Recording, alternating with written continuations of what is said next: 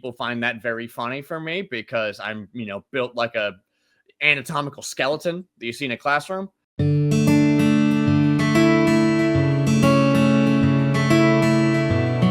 Why, hello, everybody. This is Eric Vierthaler of Vierthaler Studios back again for the next episode of Sit Down by the Fire. I'm here with my next special guest. Please introduce yourself. Hi, I'm Lawson Nuland, a actor, comedian, and sound guy in the Atlanta area. Thank you so much for sharing all that. I've been hit by a bus. And you survived. I did survive. Did the bus survive? Well, you're going to have to listen to the rest of the episode to find out.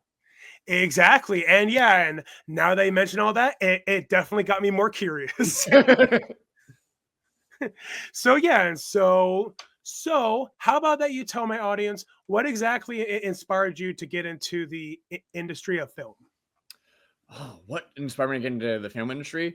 Yes. When I was in my sophomore year in college, I started hanging out with a video production club. I think it was called like Tangible Productions. At the time, I was in mechanical engineering and suffering. I'm good at math, but I don't enjoy doing math, right? I didn't wake up every day and be like, man, I can't wait to do this dot matrix. Wow, calculus is fun. I was good at it. I got A's. I did not enjoy my time. Ignore my cat going behind me. Hi there. Yeah. Damascus, you're going to say hi to the camera or you're going to, no? Okay. All right. And basically, the more I worked with the video production club, the more I realized, wow, actually, I like this way better than film or way better than studying engineering. Man, I mean, listen, I was also taking thermodynamics at the time, and you might think, wow, I bet that was an interesting class. It was not. It was awful. One of the worst experiences of my life. And film was just more fun. And I loved going somewhere and coming back at the end of the day and be like, wow, I did this. I have something to show for my work. I didn't just sit at a computer and plug in stuff into equations for 8 hours. Yeah. Well, hey, I mean, if it makes you feel any better, I mean, at least that you got good grades, like when you did math, because that was not my experience. Once you realize people just want you to do things a very certain way every time, it got easier. I also benefited from having study partners who I could be like, hey, I don't understand how series and sequences work. Please explain. And then I was able to do well enough to pass the tests. Yeah, well, I mean, at least that you realize that now versus rather, to continue doing all that while, yes, you passed, but it wasn't something that you enjoy. And I mean, at the end of the day, you really should be doing something that you genuinely enjoy versus something that you feel like that you have to do. Yeah, it's way better than waking up when I'm 45 with kids and it's like, oh my God, I need to throw away my entire engineering career so I can go act. So that's a benefit. Exactly, yeah. And a lot of that sounds like my experience with what I originally was going to do in college. It required a lot of math and, like your experience. And it's very nice to actually meet somebody like who had a similar experience. Like I took mineralogy in college and that was the hardest class. Oh boy. That class was tough. And I mean, just the reaction that you had speaks volumes about just how hard that course was. One of my very good friends is a level 4 hydrogeologist right now. And that is a real thing, listener. I'm not making that up. And I've heard all about when he had to like do his master's and everything else. And it's like, wow, this is a lot. Glad I did not do this. Yeah, same here. And, I mean, going back to what I said, it's better to realize it now versus when like you're in your 70s. Yeah. I mean, the thing is, 70s is fun because by then, if I theoretically I could have retired and then had the free time for it. True. Yes. But True. my worst case scenario was I'm 45, I got kids, and then it's like, okay, cool, I need to go change professions entirely, start from scratch when there are people that depend on me financially to do well. Yeah, that definitely would make things hard. Yeah, there's only so many times you can give a kid ramen before they get sick of it. Exactly. Yeah. And while yes, ramen may be financially nice because it's probably the cheapest food that you can get out there, people will get sick of it. Yeah, not my bag. I mean, I eat ramen plenty. I am an actor, so it's not like I'm doing great financially. I do fit the struggling actor vibe, but I try to eat occasionally. I occasionally put like Worcestershire sauce and some red pepper in my ramen. Right. Yeah. And it's actually rather ironic that I finally met somebody like who also did the same thing. It was because, with me being in college, ramen was only one of the only things I can afford, which is what a lot of Mhm. college people relate to. And I got tired of it eventually. And so then I was like, maybe to mix it up, I could put like hot peppers or any other sort of seasoning on it. And I thought for the longest time that I was the only one who did that. And now it's really nice to know that I finally met someone else who does. I, the longer I've been with my wife, the higher my bar gets for food. So now the idea of just eating like Velveeta mac and cheese is like, I don't want. If I'm gonna have mac and cheese, I gotta have ground black pepper in there, a little bits of sauces and stuff, a little bit extra flavor, maybe some Parmesan cheese, because I want it to taste good. Because now my level of comfort for food is like you need good tasting food. It's not just enough that you can eat it. Exactly, yeah. And I mean, it's one thing to, eat to survive, but if you're gonna eat it, you should actually genuinely enjoy it. We have to usually eat 3 meals a day, and we need to be enjoying our time. It's like when you get a mattress, you got to make sure it's a good one. You spend a third of your life asleep. Do you want your time to be miserable? Oh, of course not. No. And in film, it's probably less than a third of your life, if we're being honest. It's more like maybe a quarter, a fifth, somewhere in that range. Around there, yeah. So out of all the films that you've worked on, what would you say was the film experience that you had the most fun with? Ooh, most fun. I'd say there was a short film that I worked on last year, which was my first ever real like fight choreography based one. There is a stunt guy named Brian Alexander who works in the Atlanta area. Um, and he basically went over the steps with me and the other actors, and it was my first time really getting to do any sort of like fun choreography. I did some kickboxing and taekwondo in the past, but fighting for the camera was definitely a unique experience. Nice, awesome, and yeah. And I mean, the cool thing about that is that having an experience like that definitely can open up a lot more doors Open up doors. afterwards. Yeah, being able to tell casting directors, I've gotten kicked in the balls over and over and over again until we got the take. So I can handle anything. That I mean, that right there takes dedication. I listen, if you don't get the shot right, you got to do it more. So you get it right the first time. Exactly, yeah. And that right there is one of the things that will separate film acting like from theater acting. I mean, Mhm. I mean, one will say theater acting is a lot harder. Some will say that film acting is a lot harder. I Mhm. But yeah, I mean, that's one of the things that can make film acting a lot harder is that especially if it's on a lower budget, meaning that Yeah. you don't have as much time like to do retakes and knowing that if you don't get it right, knowing that that director is going to make you do it over and over and over again, that can get exhausting. Oh yeah. Being in Atlanta, I've worked on a lot of indie stuff, and I moved here in 2018, which a lot of people call the last really good year in Atlanta for film. Because since then, we've had COVID, we've had the strikes, we've had AI, we've had so many things. Yeah, but hey, I mean, it seems to me, at least from my understanding, it seems that Atlanta is finally starting to build itself back up again. Allegedly, for me, at the very least, I felt a little bit like Charlie Brown. Like, oh, are you ready to kick the football? Are you ready to hit the football? And it's that every 3 months, we're like, oh, in another 3 months, the film industry is going to be back. And they've been saying that for 2 years. Well, I guess.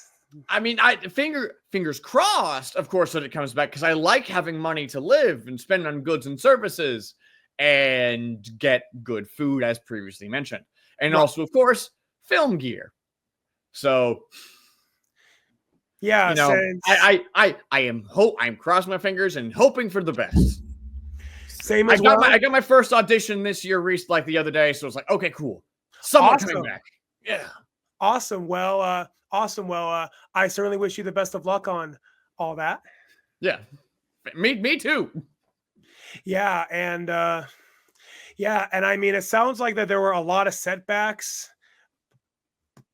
but the good thing is that is that with all those setbacks, it just gives you an opportunity to be able to bounce back. I mean, at the end of the day, I'm still here, and that's better than a lot of people. I know a bunch of people that have just straight up left the film industry. They moved to different states because they're like, hey, I cannot financially afford to keep going.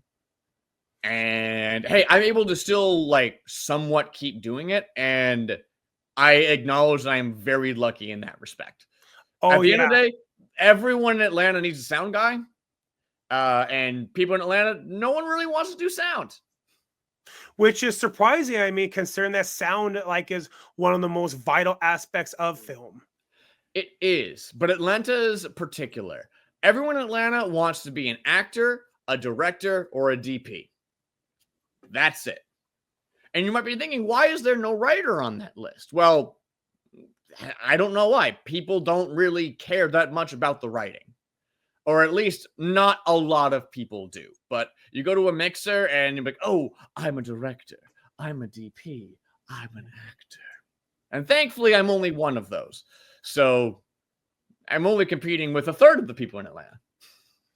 Which I can imagine that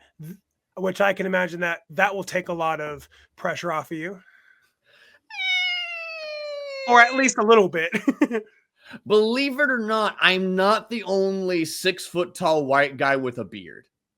There more of them exist, so it's not as if the field is wide open. But you know what?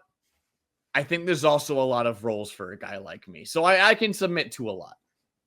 Right, and I mean, I also would say that it also would depend on what all of you have to offer. Exactly.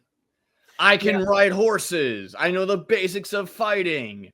I have pretty good comedic timing because I did improv in college,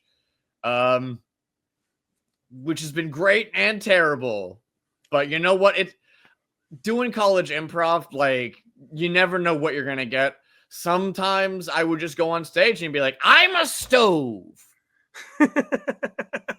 This is the flame. I'm the burner." Yeah, so sometimes great. Other times, not so great. For example, I have a jingle now. My dad's a lawyer, I'm his son. Lawson. And I've had that ever since my freshman year in college. The downside is that I was the guy with the jingle, which made me very similar to a used car lot and not similar to a guy people want to date. But c'est la vie.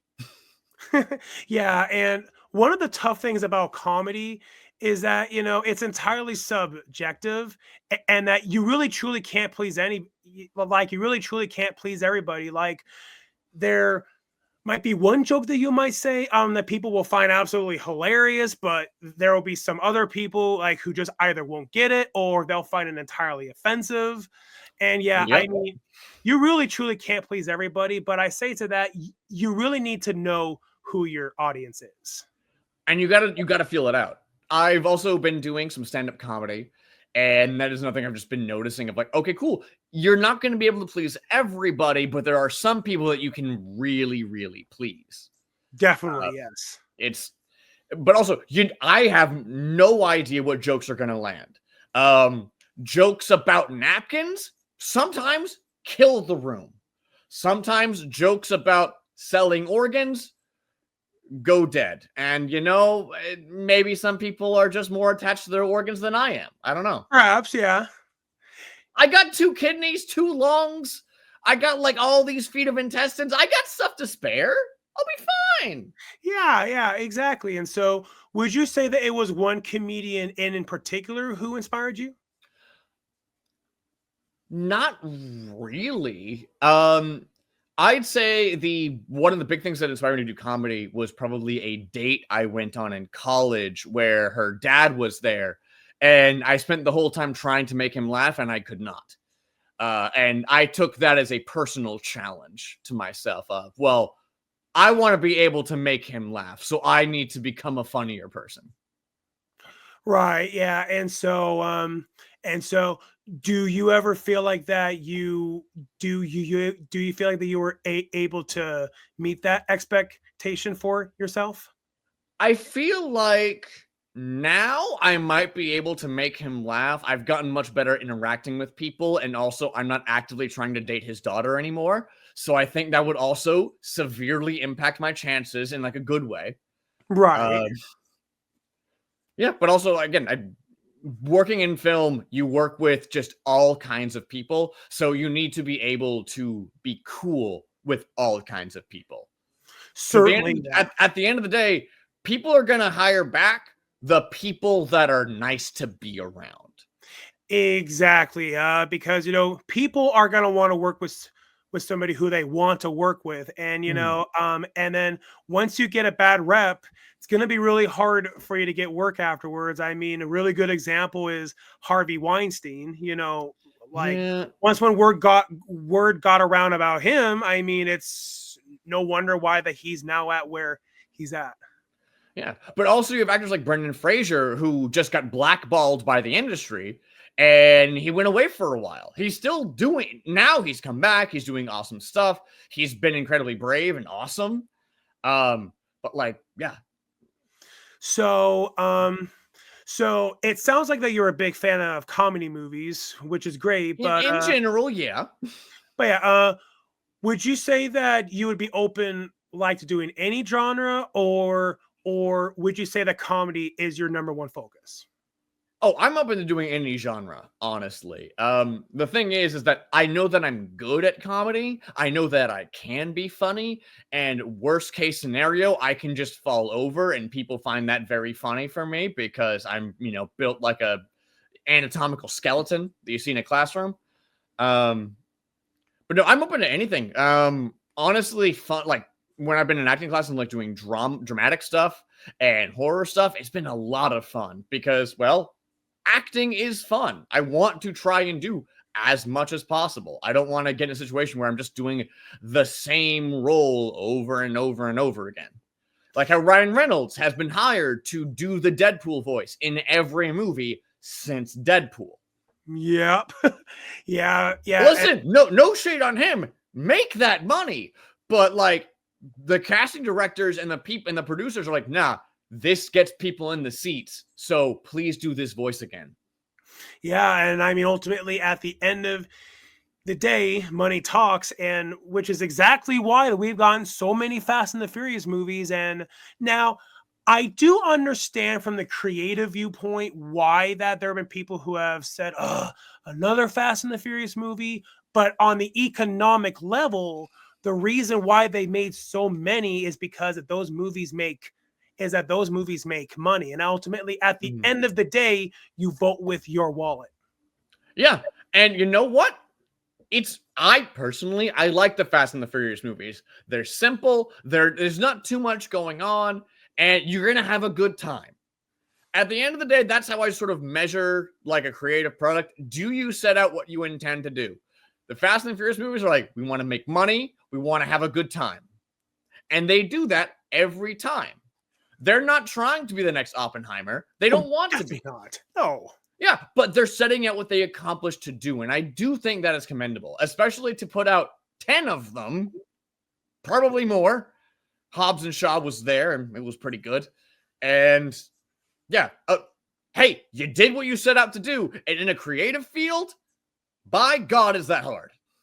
Oh, it is. And I mean, especially at this point, they definitely know that they're far-fetched, because I believe in the 9th one, they had a car.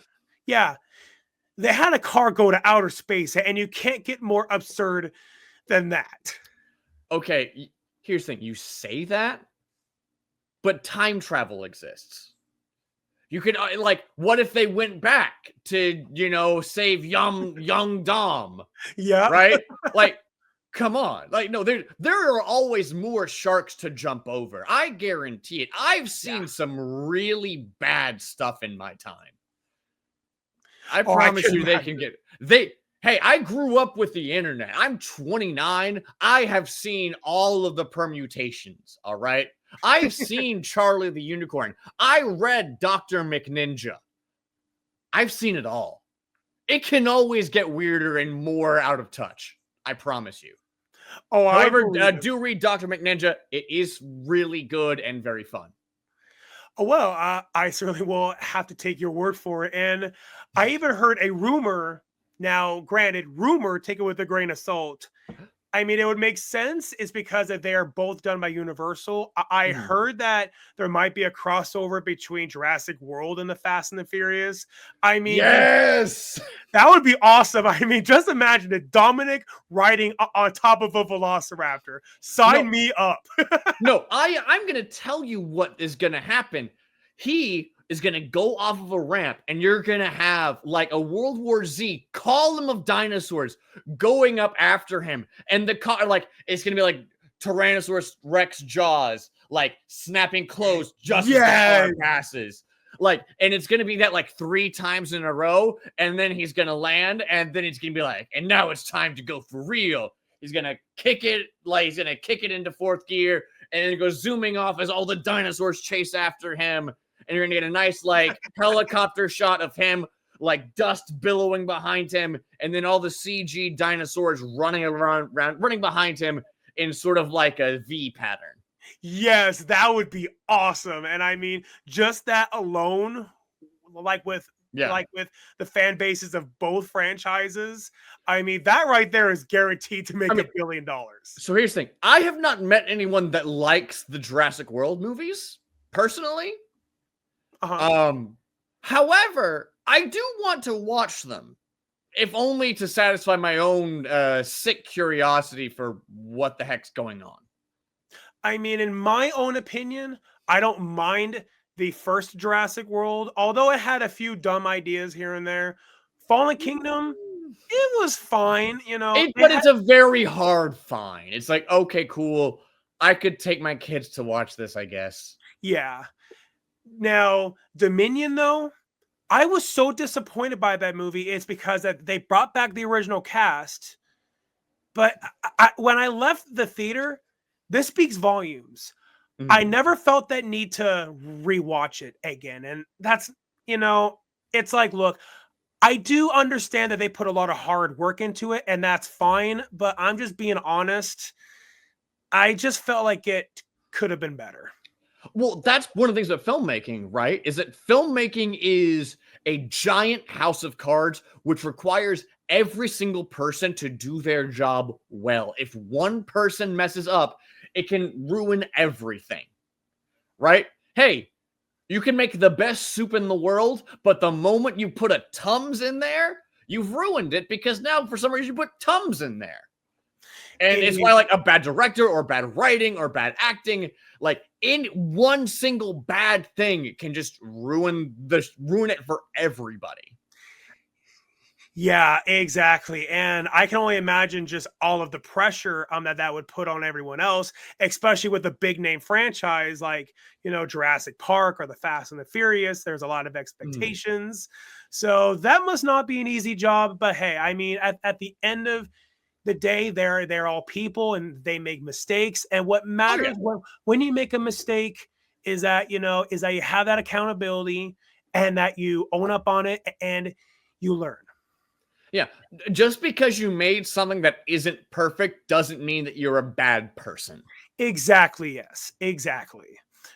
Which is why that I got so angry when I heard about when The Last Jedi came out and that there were some toxic fans like who sent out some pretty nasty things to some of the people involved with the movie. I'm like, look, I get it. You're passionate about it, and that's great. But I mean, you have to remember at the end of the day, they're all people and they tried their absolute best, and that's what matters. Okay, are you ready for a scorching hot take? Yeah, go right. Okay. The Last Jedi was the best of the sequel trilogy. Okay. I mean, I'm not trying to make you feel bad. I mean, that's the first time I have heard that opinion. You can disagree, but I am correct. I am correct. I'm sorry. The Force Awakens episode 7 was basically a shot for shot remake of A New Hope. Which it was.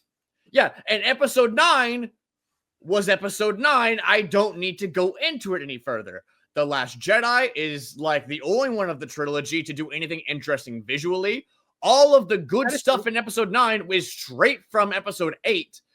And hey, they talked about the world at large in Star Wars and not just the space wizards. Like, hey, maybe the reason that the galaxy's in an endless war is because of war profiteering, not because of the endless cycle of good and evil, but because there are a very specific set of people who stand to make money if there is conflict. Yeah, and I mean, I certainly think that that's a very interesting perspective. I never thought of it that way. But hey, I mean, I would say I'm a pretty open-minded person, and I can definitely see all that because at least they're trying to do something different. Now, while to be honest, I'm just speaking on my behalf. Was The Force Awakens entertaining? Yes, but but I totally do understand a lot of people's complaints saying that it's a remake of episode 4. It pretty much was. I think maybe why Disney did that, if I'm just trying to play devil's advocate, maybe they just wanted to be safe about it. But I'm like, it's one of the biggest franchises out there. I mean, it was already guaranteed to make its money back. I mean, basically, yeah. But that's part of the problem. Like, people at the very top don't want to take any risks. Have you seen the latest Ghostbuster movies? I have not, no. Consider yourself a lucky man. That's not a good sign. Ooh, oh my God. I'm not going to get too into it. Again, cast and crew did their best. Like the first 2/3 of Ghostbusters Afterlife is really good, very interesting. It's like, okay, cool. What they're gonna like remix this IP a little bit, they're gonna do something new, and then they're like, what if we told the entire plot of the first movie in 30 minutes? And that's how the movie ends. It's literally the exact same ending as like the first Ghostbusters movie. They just do that again. Well, that's disappointing. Yeah. And Frozen Empire, I'm not even going to get into it. That is where I'm at. I'm not even going to touch it. And you've heard me so far, audience, and you. I am willing to take strong stances. I'm not going to get into it. I think that the writing could have been better along basically every axis, and that you could have gotten rid of half of the characters easily, and the movie would have only done better. So, in your own opinion, would you say that the two recent Ghostbusters movies were worse than the 2016 one? Oh, empirically, yes. I like the 2016 Ghostbusters actually because they were not trying to be reverent to a franchise from the 80s, which to me is very important. I think we should innovate, move on. the new Ghostbusters movies literally bring all of the old Ghostbuster characters back. And I do mean all of them, including the guy that is dead. Yeah, and now, although I haven't seen the new movies, but I mean, that was a spoiler, that would pop up on my Facebook and YouTube against my own will, and that's one of the downsides to the internet, is that even if you try your best to avoid spoilers, sometimes they will show up anyway. Yes, and I feel like, again, the first Ghostbusters Afterlife has the exact same like antagonist who isn't even introduced again until the last 30 minutes. It's like Zool or whoever is, oh well, actually it's like a cycle thing and they always show up and you got to deal with them, yada yada yada. But anyways, we're gonna speed run again the events of the first Ghostbusters movie in the last 30 minutes, and then at the very end of the day, the original Ghostbusters show up in like the last 5 minutes and save the day. That's just out of nowhere. Like, they're barely in the rest of the movie in any way, shape, or form. And they're just like, nope. They all roll up like, hey, kids, I heard you needed some Ghostbusters. And it's like, why are you doing this? At least Ghostbusters 2016 took risks. It was like, hey, what if this was different? Hey, why not like poke a little bit of fun at the original stuff? Why not say, hey, cool, why not give Kate McKinnon some laser whips? Let's go. Exactly. I mean, just from what you described, that sounds really disappointing. It's like, it's like it would have been better if they would have introduced the villain sooner rather than at the last 30 minutes of the movie. It's like, it's like that there was no buildup or anything. Like, so basically, they are Egon. It's Egon's family. He's passed. They're down on their luck, and this like young girl who like very much seemed to be like a call for the lead girl from Stranger Things. Her name escapes me. It seems like they wanted her, but they weren't able to book her. And she's discovering ghosts. She's discovering her grandfather's workshop. It's really cool. It's like, wow, what is like a young teenager's take on all of this? How do they interact with this? Like, hey, the Ghostbusters used to exist, but then everyone just sort of forgot about them. But now there are ghosts coming back. There's some weird stuff going on. It's like, okay, cool. Where are they going with this? And then they take it to the exact same place as the very first movie.